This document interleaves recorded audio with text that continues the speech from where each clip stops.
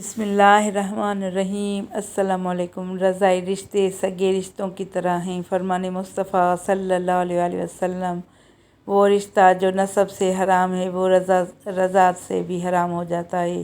معلوم ہوا کہ جس طرح دودھ پلانے والی عورت بچے کی رضائی ماں کہلاتی ہے، اسی طرح اس عورت کے دیگر سگے رشتہ داروں سے بھی بچے کا رشتہ قائم ہو جاتا ہے۔ لہٰذا رضائی باپ، رضائی بہن بھائی، رضائی نانا نانی، دادا دادی، رضائی خالہ و ماموں، رضائی بھانجا بھانجی، رضائی چچا و پھوپھی، رضائی بھتیجا بھتیجی، رضائی ساس سسر اور رضائی بہو داماد وغیرہ سب محرم ہیں۔ ان سب سے نکاح حرام ہے۔